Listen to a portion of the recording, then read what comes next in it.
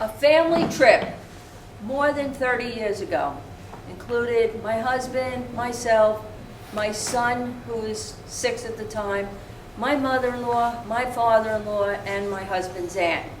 We were all packed in the car about an hour into our drive, and boom, a loud explosion, the car stops.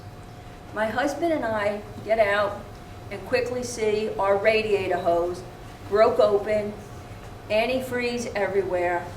We're in the middle of the Bronx in New York, and we decide the best course of action would be if we walk and get help together and leave them in the car. Go back to the car, tell my mother-in-law, lock the doors, nobody get in or out, no matter what. If you get separated from the car, we won't find you. We could always find the car, but don't get out of the car no matter what. Okay, she understands.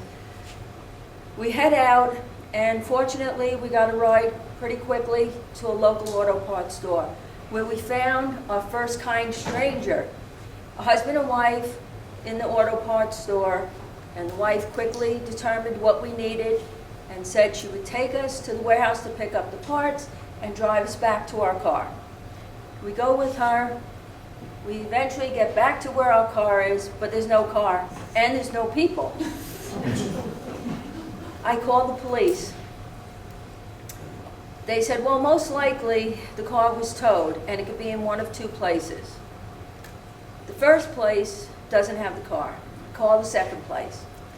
Not the friendliest gentleman, but I keep after him. And he finally concedes he does have a car full of old people. So we know we're onto something. We get the address. The wife helps us get a cab. We head over to the impound garage. At the impound garage, we walk in and we start trying to talk to this gentleman, who I quickly realize is the same unhappy fellow I spoke to on the phone. He tries to sell us all these additional repairs, and because they want to fix the car there. And we're like, no, no, no, we have our parts. We can do it ourselves. I go, but by the way, where are my in-laws and my son? Mr. Cranky Pants looks up from his paperwork and replies, do you know, in the state of New York, it is illegal to tow a car with people in the car. But those people so adamantly refused to get out of the car, my driver had to take the car with them in it.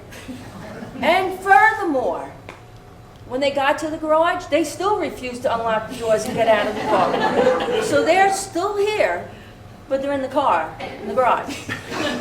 We collect our people.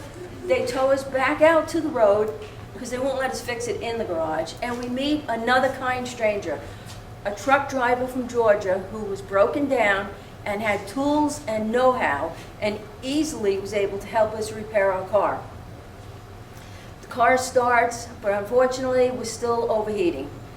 So now our last resort is we get the car to limp over to a service station across the street, and we meet our last group of kind strangers, a group of mechanics who are trying to wind up their day and go home, but offer to look at the car.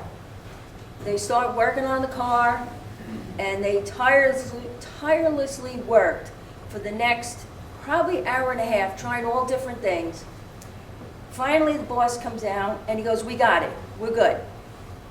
It was this, a 10-cent fuse that was blown that wouldn't allow the AC cooling fan to come on, so that's why we overheated.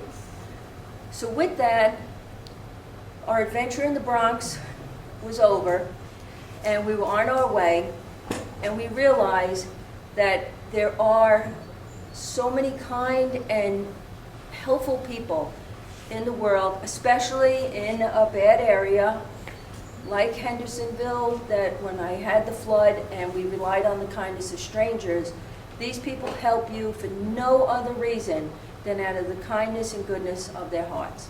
Thank you.